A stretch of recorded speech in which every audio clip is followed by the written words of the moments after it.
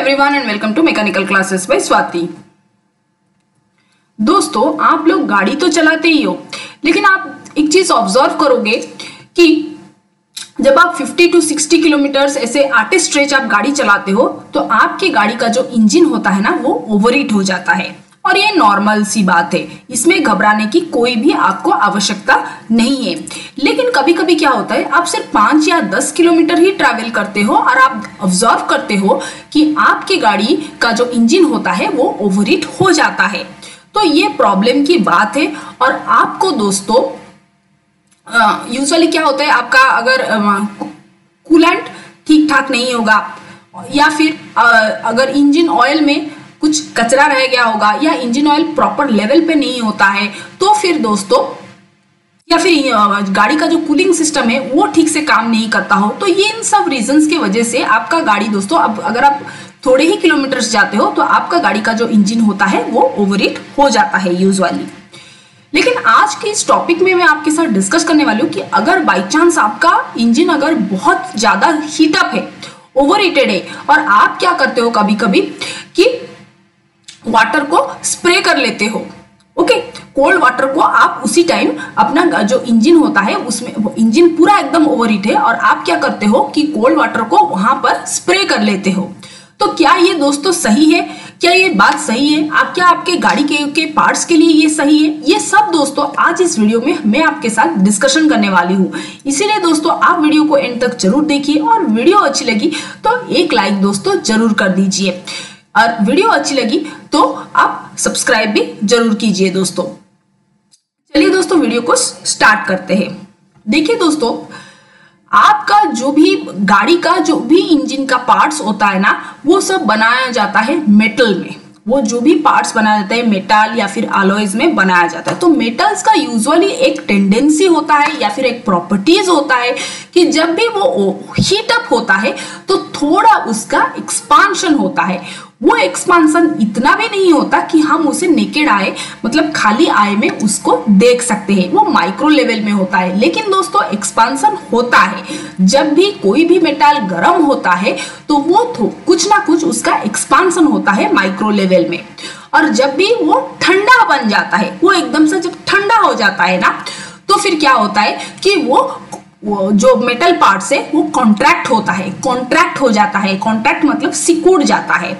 Okay, ये होता है उसका एक बेसिक टेंडेंसी। और आपका जो बाइक का जो इंजन का पार्ट्स है वो मेटल का ही, ज्यादातर पार्ट्स जो है वो मेटल का ही बना होता है।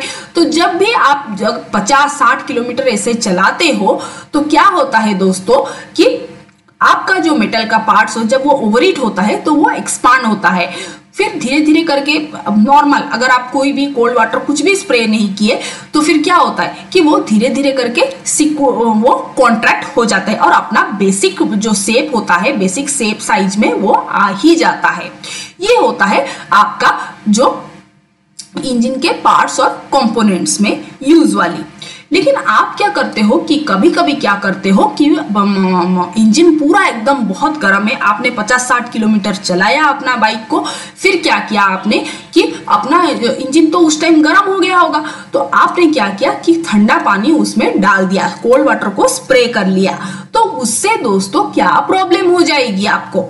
उससे दोस्तों क्या होगी कि जो भी इंजन का पार्ट्स है उसका जो आउटर लेयर है, उसका जो आउटर पोर्शन, आउटर लेयर मतलब आउटर पोर्शन की बात मैं कर रही हूँ, आउटर पोर्शन है वो तो ठंडा हो जाएगी, वो ठंडा हो जाएगी। लेकिन जो अंदर का जो पार्ट्स है, बहुत सारा जो है अंदर का पार्ट्स भी रहता है, तो वो अंदर का पार्ट जो है वो हीटअप होगा, वो गर्म होगा, बाहर का जो पार्ट है वो ठंडा होगा। तो इन दोनों का जो टेम्परेचर डिफरेंस हो गया तो उससे दोस्तों प्रॉब्लम हो जाएगी। उससे दोस्तों क्या होगी कि अनइवन एक्सपांशन होगा।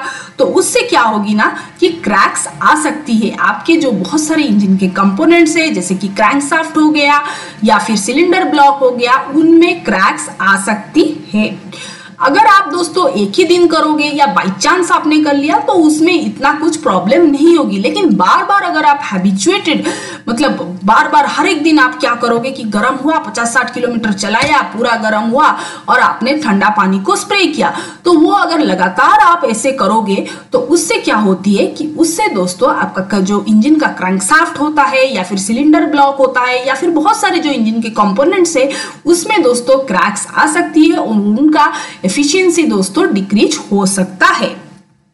और एक दोस्तों प्रॉब्लम हो सकती है, जैसे कि सपोज हम बात करेंगे फिन्स के बारे में, आपका जो बाइक है उसका फिन्स के बारे में मैं आपके साथ बात करूंगी। तो क्या होता है ना दोस्तों, आपने क्या किया कि फिन्स में भी पानी डाल दिया, तो क्या होगा कि फिन्स का दोस्तों मेन काम क्या है कि वो हीट को डिस्कार्ड कर लेता है। ओके, हीट को वो बाहर फेंक देता है। ओके, फिन्स का एक काम है। तो आपने पानी स्प्रे किया तो क्या होगा कि जब पानी स्प्रे कर दो ना, कुछ जगह पे वो हीट को खींच लेगा, पानी हीट को खींचेगा। ओके, लेकिन कुछ एरिया में वो हीट को उतना लेवल पे खींच नहीं सकता, तो अनइवन भी इसका भी प्रॉब्लम आ सकता है। एक जगह पे हीट को खींचेगा पानी, एक जगह पे बहुत कम खींचेगा, तो ये एक थर्मल शॉक में भी जा सकता है। कहने का मतलब है कि आपका जो इंजन का बहुत सारा पार्ट्स है वो थर्मल शॉक में भी जा सकता है, क्योंकि वाटर एक जगह पे थोड़ा ज्यादा खींचेगा हीट, एक जगह पे कम खींचेगा, तो अनइवन ऐसा हो रहा है। तो उसके वजह से भी दोस्तों क्या होता है कि इंजन के पार्ट्स में बुरा असर पड़ सकता है, वो थर्मल शॉक में भी जा सकता है। ठीक है, लेकिन दोस्तों फिर आपका मन में यही सवाल आया होगा कि फिर जब हम रेन में जाते हैं, अचानक से हम गाड़ी को 50-60 किलोमीटर चलाया हमने गाड़ी में, फिर बारिश आया, तो उस टाइम क्या करेंगे? उस टाइम भी तो ठंडा पानी ही जा रहा है। दोस्तों कभी कभार ऐसा होगा तो कोई प्रॉब्लम नहीं, ये तो कुछ पॉसिबल नहीं है कि आप हर रोज दोस्तों आप गाड़ी चलाते हो और फिर हर रोज ही बारिश होगा, ऐसा तो कुछ होता नहीं है ना, हर रोज तो ऐसा प्रॉब्लम नहीं आएगा। और फिर मैन्युफैक्चरर ने भी ऐसे मतलब बाइक को बनाया है कि वो सस्टेन कर सकता है इस कंडीशंस में, कभी कभी वो सस्टेन कर सकता है दोस्तों। और फिर जब बारिश आता है तो एटमॉस्फेरिक टेम्परेचर भी वो लो होता है, तो उसके वजह से इंजन का जो ओवरहीटिंग होने का जो चांसेस है वो भी कम हो जाते हैं दोस्तों, क्योंकि एटमॉस्फेरिक टेम्परेचर जो है वो भी कम हो जाते हैं जब बारिश होते हैं तो। ओके, आई होप दोस्तों इस वीडियो में आपको कुछ सीखने को मिला होगा। अगर आपको ये वीडियो अच्छी लगी तो एक दोस्तों लाइक कर दीजिए और मेरे चैनल को दोस्तों सब्सक्राइब करना तो बिल्कुल भी ना भूले। चलिए दोस्तों, मैं वीडियो को यहाँ पर ही एंड करती हूँ, फिर मिलते हैं दोस्तों नेक्स्ट वीडियो में। Thank you.